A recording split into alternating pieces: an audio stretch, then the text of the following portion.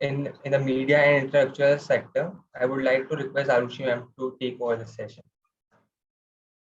Thank you so much, Rishabh. Rishabh, I'll have to share my screen.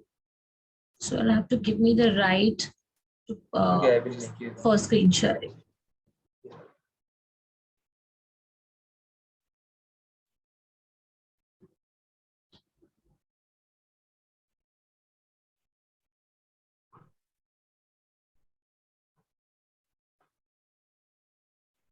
Yes, ma'am, I make you host.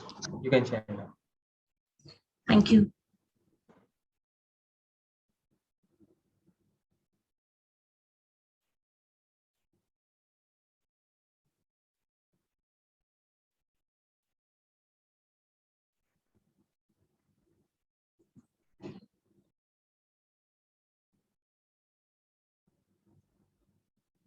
So today we have planned to discuss about how to manage an innovation in an enterprise, right?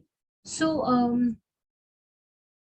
but most oftenly what happens is whenever a startup begins its operation, the uh, the the focus of the enterprise, that is a startup, is mainly on the management of those operations, the core operations of the startup. But what is required is also that you focus on managing the invention or innovation, which also forms the foundational aspect of your business, right?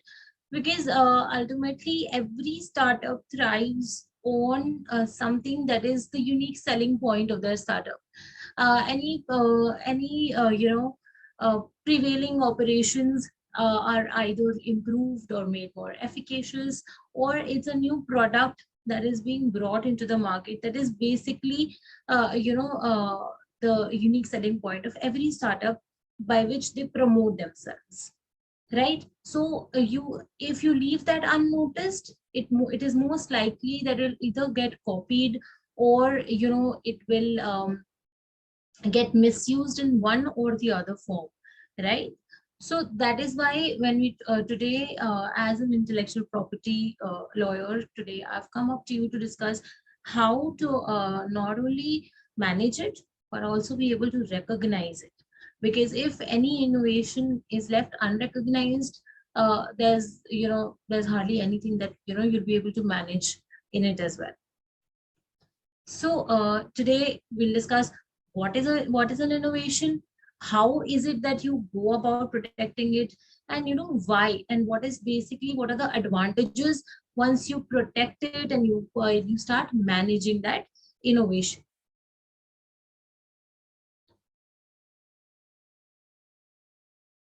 So any practically implemented idea, right? Like I said, that it only does not improve the prevailing process or anything that is redundant in the market, but may also bring in something, it could be a new product or a new service, right?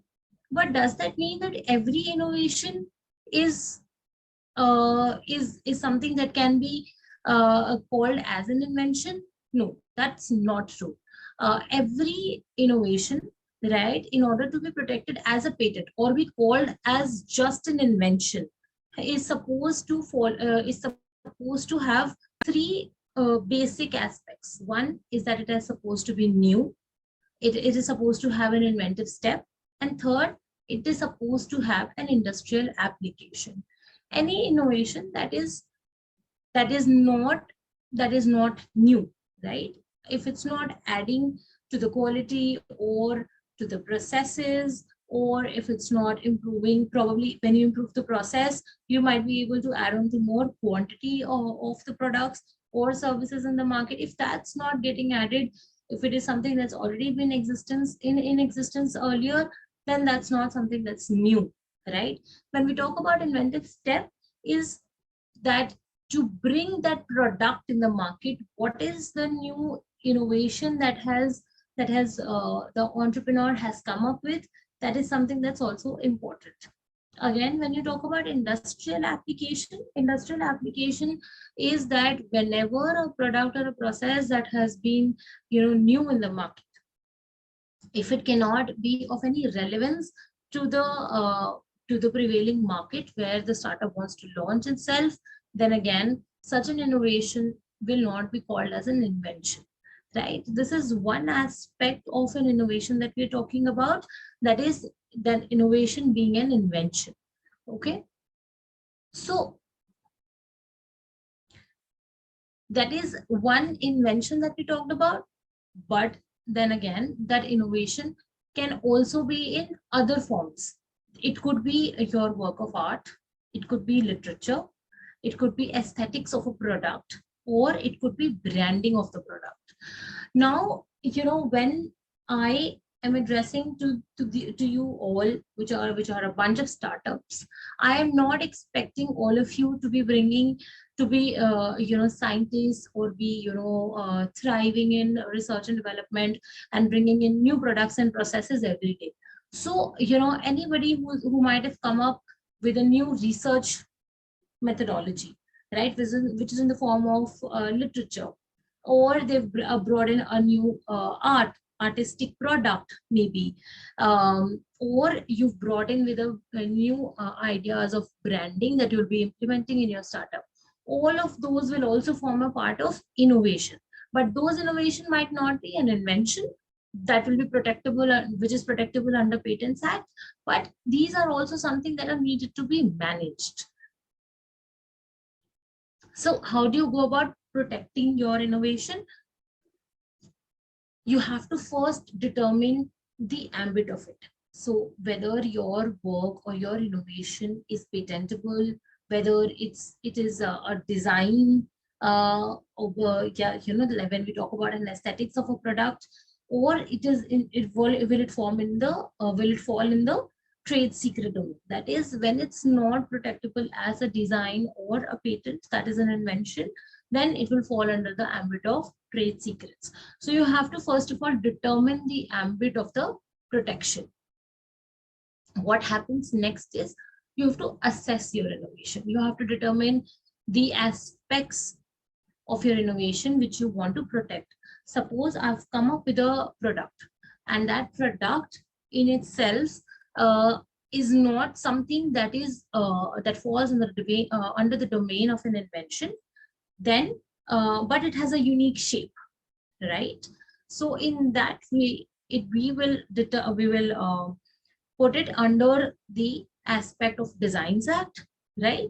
Similarly, if the branding of that product, if the let's say the shape in itself is innovative, and then you have the branding of the product, again, that is something that you've brought in into an you brought in a new way of launching your brand, that again will fall under Trademarks Act. So it's not necessary that you have to protect it only in one domain. If it's not protectable in one domain, you have to go about and assess other laws which will render protection to your innovation. So you have to assess it legally, right? It can be, you can seek protection under Patents Act, you can seek protection under Trademarks Act, Copyrights Act, designs, or if it does not fall under any, then it will be falling under trade secrets at least. And it's after you assess the right laws that are going to render protection to you that you initiate the process of protection. So once you initiate the process of protection, you have to go about and understand what are the basic steps that are going to get involved in managing it.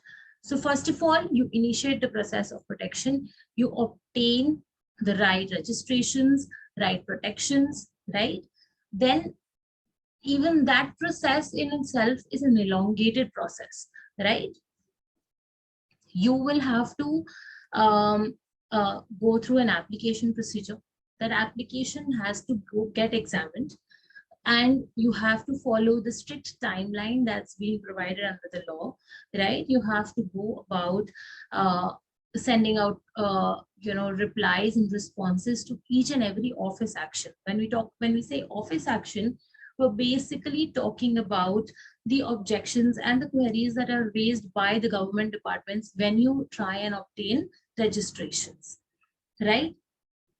So once that is done and you obtain registration, let's say, right, So once you obtain that registration, you have to maintain the registrations as well.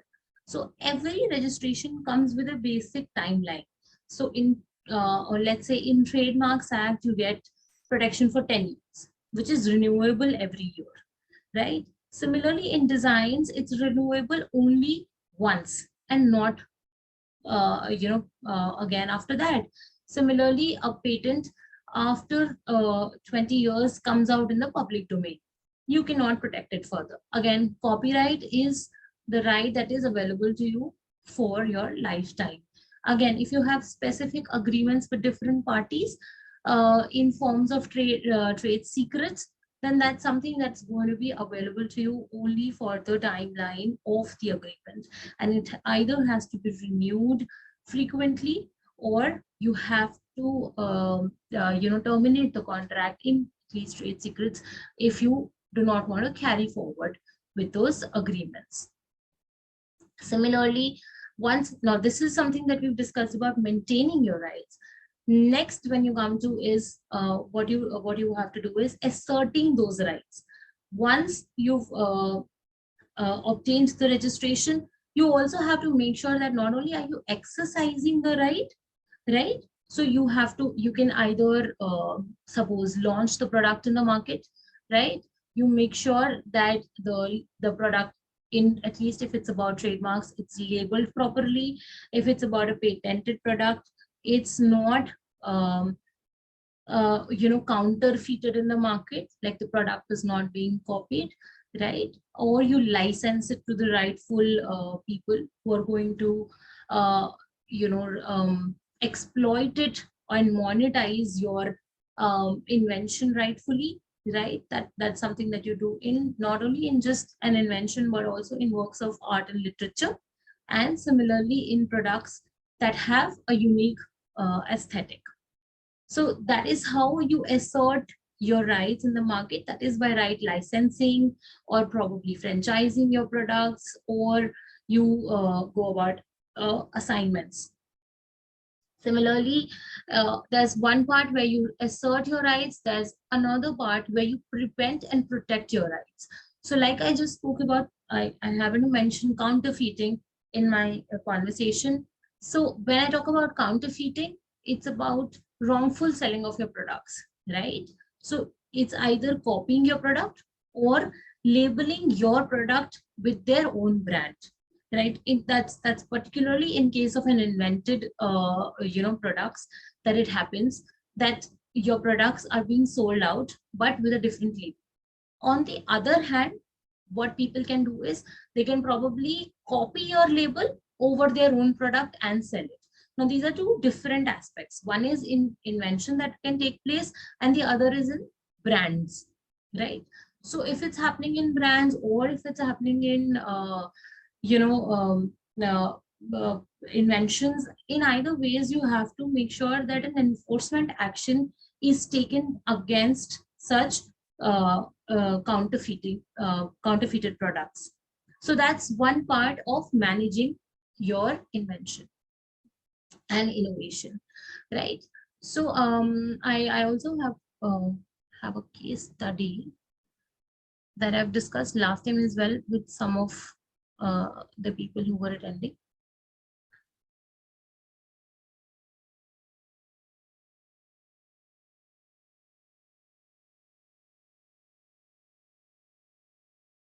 So this is one of the most successful stories that we talk about. When an innovation is managed rightfully.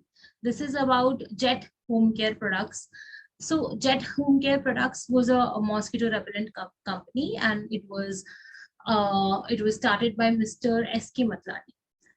So he knew that he happened to go abroad, and he found out mosquito repellent formula and everything, right? So he came to India, and he wanted to start his own brand of of mosquito repellents. So he knew that his invention is something that that is very easily copyable, right? I would That's not the right maybe so he did not go about patenting it. but he made sure that he went another way of good branding of his product. So he a well-known brand, and an image is something that he gave to his products. And so he focused his entire management strategy on registering of his trademarks and creating a strong brand name and image, right? And just Jet Mosquito turned out to be the right choice. And so in 1995, Messrs. Godrej, they wanted to enter into the domestic mosquito repellent market. So they went about and they were doing their own studies, and instead of launching their own factories and making a mosquito repellent, they thought of acquiring any subsisting brand that could add value. So they noted that Jet Mosquito's growth and incredible value that the trademark had. So instead of developing their own brand from scratch, they decided that it's better to purchase an already established and a well-known brand from the market, and hence they acquired Jet Mosquito. And Mr. Matlani, who had only invested about 65,000 US dollars, it actually led to a windfall of 6 million US dollars to him. So this is basically a very small piece of story that I want to share when we're talking about managing your innovation. Your innovations ambit, that's something that I've been emphasizing from the start, that the management of your innovation, that ambit is not supposed to be limited only to that invention, but also a rightful path of an IP strategy is something that has to be paved for each of the parts of intellectual property. It could be either branding, it could either be the product or its designs, or any of the work that you are basically investing in.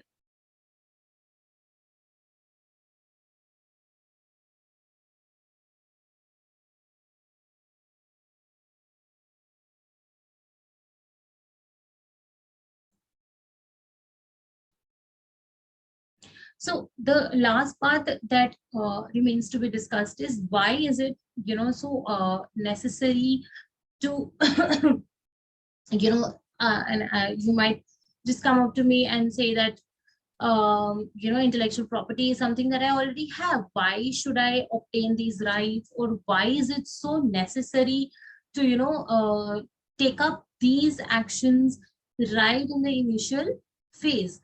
But see, it's there are basic facets that a startup is supposed to understand right from their launches, that if they want to maintain their exclusivity over innovation, and for future they want to prevent unnecessary litigations and hassles that might come up if the copying of their products or their branding starts, it's very important that in the nascent phase itself, that you obtain the rights. So when you do that, and we come across a lot of startups even now, uh, who uh, who we've seen facing litigations or transfer of rights issues in even in the inception stage itself. So those people during their investor rounds also face a lot of questions from the investors themselves, that why is it that your intellectual property wasn't maintained initially, or if your rights are so dicey, we might as well wait for the ultimate decision that's that the court is going to take. Because if I'm investing crores of rupees in your startup, and if ultimately your invention or your branding is something that is not going to get maintained, if your if you cannot exercise your rights, then my entire investment is going to go into drain, right? So it's always better to take small steps from beginning, right? Develop your goodwill and your brand worth, maintain your intellectual property from the beginning, and so that you prevent those hassles which might it might come up. So, and once the development of there's good development of your brand worth and your goodwill, you will be able to monetize your intellectual property. Might just seem like a far-fetched dream on the initial days, but then that is something that like I gave you an example of Jet Home Care products. That's not something that's not ultimately going to happen. So right from maintaining your exclusivity to preventing litigations to increasing your brand worth and be able to make money out of it. These are basically the 4 steps, 4 stairs towards the success of any startup that has to be, now from your first day when you are trying to obtain, maybe, the trademark registration is something that every startup goes for first, and maybe, and then they work on patent registrations. So right on the day of application, we cannot expect you to be able to make money out of your invention or out of your brand name, right? It's first you acquire those rights, you go through your investor rounds, you make sure there is no unnecessary copying, in your initial days, right? So you assert your rights, you protect your rights, and that's when you'll be able to make the most out of your intellectual property. Definitely, it's a long way to success, but then it's very important to prevent unnecessary hassles as well, right? So Rishabh, I think this is it. I kept it brief considering it's a Sunday. So I think if there anybody has questions.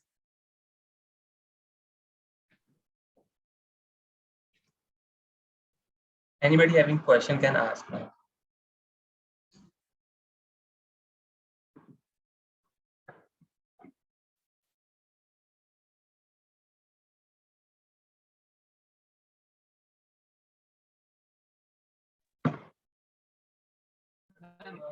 I just wanted to ask a question. If the startup has a very generic idea, which is being processed by many of the other companies, but the target audience is very different. In case of, you can say in terms of urban or rural areas, or the age segment. So is there some process by which we can maintain that right also? See, like I just discussed, Mohit, right? So Mohit, like I just discussed that, your idea could be generic, right? But the way you promote yourself, right? The way you put yourself out there in front of your target audience, that also plays a very key role.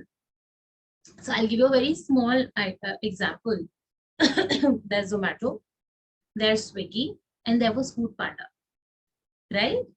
Food Panda does not exist in the market anymore, right? Coming back, Swiggy and Zomato, have you seen their marketing strategies? Both of them are very different, right? I think even while we're discussing, you might be able to recall the witty marketing dialogues or their punches that Zomato plays in the market, right? So now this is something that I'm telling you about a marketing strategy.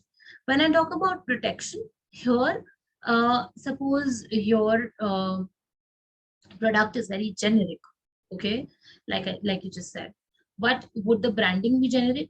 No. So here, if the innovation is not with respect to your product or the process, why don't you switch to the content? Why don't you switch to branding?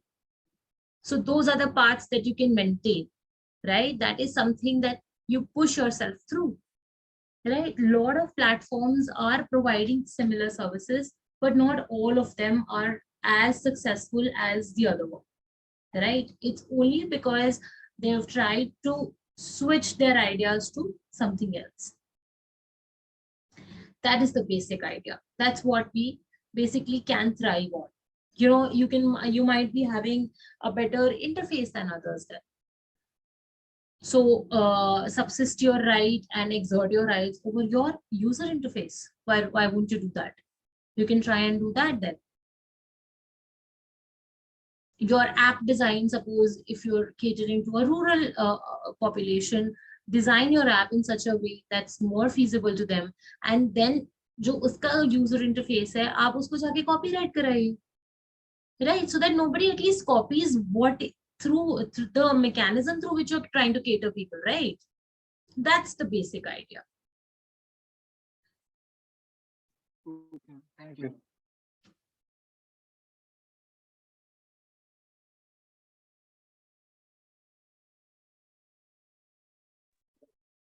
Uh, Good afternoon, ma'am.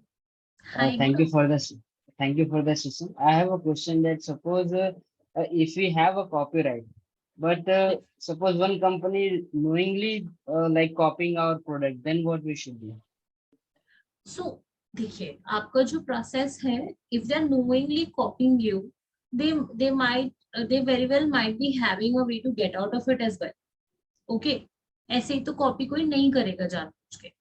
But still, you know, the mere fact that we assume such things doesn't mean that we cannot stop them.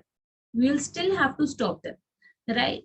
So we usually, because copyright has a lot to do with publication, we send them take down notices, cease and desist notices, and take down notices that whatever it is that you're doing, you stop doing that, and wherever you're publishing it, आप कोई अपने घर में तो रखेगा नहीं copyright करके, right? Copyright को इन्फ्रिंज करके, they might just be publishing it somewhere. So you tell them that you take it down from wherever you're publishing. So you ask them to stop and you ask them to take it down. That is how you start the process. Now, if they're still not, ready to listen to you, or they're trying, if they want to fight it out, then you might as well reach the court and fight the case. Okay. As an extension to that question, what if a product is so popular that the forfeited products are sold at a cheaper price? So in that case, a lot of producers are there.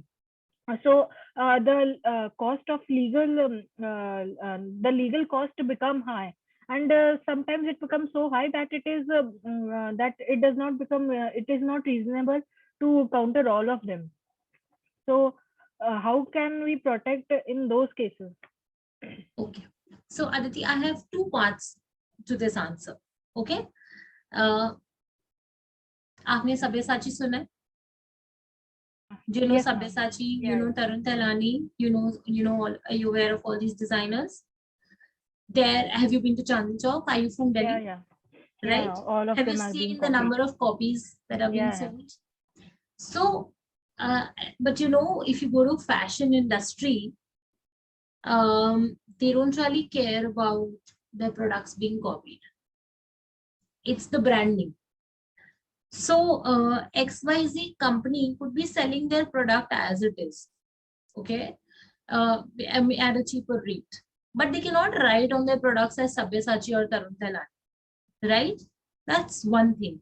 The designs are going to get copied. So जो mass copying होती है ना, that's usually in the garment industry. Food industry में कभी mass copying नहीं होगी. Technology industry में mass copying हो ही नहीं सकती, because not every company will have the same know-how or the ability to have the know-how, even if they have it, right? Like if you talk about COVID vaccines, okay, COVID vaccines were allowed to be produced by everybody, right? उस पे कोई patent exercise नहीं हो रहा था. But was everybody able to produce it? No. Know-how तो सबके पास था, but किसी के पास उतनी industrial capability नहीं थी, right? So usually mass copying takes place in fashion industry in terms of shoes, bags, clothes, and last में आता है makeup. Makeup products also not to a very quality, again, is something that's going to get compromised. Okay, so in that case, you protect your trademarks, you protect your brands, you don't protect the product. Yeah. So you copy the product, there's no problem, but you don't write Sabyasachi Tarun Talani. Okay, that's one thing that you have to make sure that what is actually that is needed to be protected. Second thing, now that's again a very strategic decision that you take, what to protect, why and how. Have you seen Facebook? I'm not sure if I should be You all might have observed it, being IM students and startups. You all might have noticed it yourself. Now, what Facebook does is, if you can't beat it, you buy it. So if you are a big organization, or if you are even a mediocre organization and the small people are copying you, right? What you do is, एक cease and desist notice भेजने में, it's not going to be a big issue. Send out a cease and desist notice to all of them. Okay? Later on, not everybody is going to fight the case with you. They might just come up to you for a settlement. And then you start making, you can start giving out franchises. So even if they're selling your product, they're going to get an authorization from you, right? And they're going to use a legal branding, which is yours. And you're going to make a partial profit out of it. That's how it works. So it has to be a very strategic call of what you have to protect and how is it that you're going to protect it. हर जगह कपड़ा नहीं बचाना, जहां पे आपको product बचाना है. Suppose if it's a restaurant, somebody is trying to copy your name. So you said, देखो मैं आपको प्रोसेस, आपको पूरा बिजनेस ऑपरेशन बंद करा दूं, उससे अच्छा है कि आप मुझसे फ्रेंचाइजी ले लो. Share your profits with me. Work according to my terms of quality and operations, right? Because ultimately, I don't want you to shut down your shop as well. I know you're working well. In अंदर से तो आपको भी पता होगा ना कि उसका काम अच्छा चल रहा है. तो बस फिर take a strategic call. Not every battle can be won by fighting. Might be a rare thing that comes out from a lawyer's opinion, but then yes, it does not have to work out that way every time. Okay, ma'am. Thank you. You're welcome. Ma'am, just one more question. Yeah. That like we are all discussing about how to protect our own rights, but when I am a startup, how do I know that the content that I am bringing in the market is already not there by someone else? Is there some assistance that can be given in that direction also? Yes, of course. When I started my discussion, what we did not elaborate on it was assessing when you assess your invention, you also do a market study of what we call as prior art. Something that's already subsisting in the market, a guidance that a lawyer can always give you for that. Whenever a brand comes up to us for brand protection, whenever inventor comes up to us for patent registration, we always do a prior art search to make sure that such subsisting brands or such subsisting inventions are not already in the market. And if they are already in the market, there's always a way to present your invention or your branding in a different manner.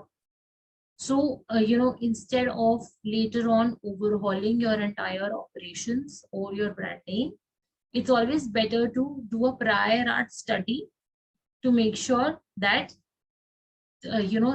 any minor modifications that are required in the beginning stage has already been made.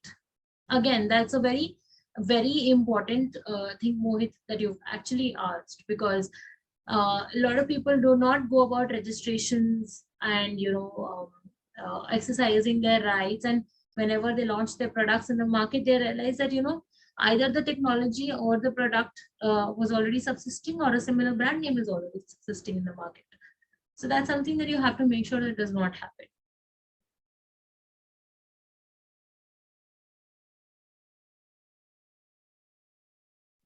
Thank you, ma'am. You're welcome.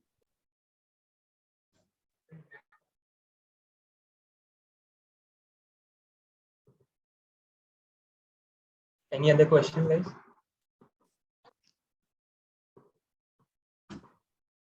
Okay, ma'am. So we end the session. So, ma'am, thank you for the insightful session, ma'am. The session was very useful in understanding the need of highlighting and protecting our intellectual property, which may be one of the biggest assets of a startup. The session was very helpful in understanding the various assets that can be termed as the intellectual property, how to obtain registration and license, maintaining and asserting the right, and how to protect them from being copied. The case study of the Jet Home Care product made the session more reliable and more motivating. So thank you for coming here. Thank you, Rishabh. I mean, I'm really sorry. I mean, I usually do go through my presentations really fast. It's only because, no matter how they, I always want to end the monologue first so that there can be, questions from the other end. Because we usually have something that we face and we want to ask, or we've seen others experiencing. So I wanted, I winded up that faster.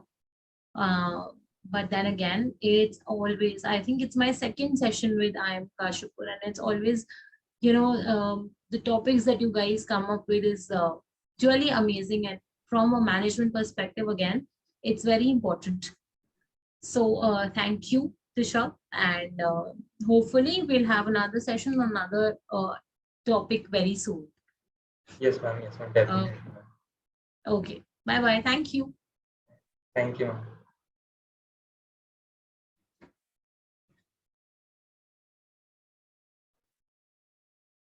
Guys, you all can leave.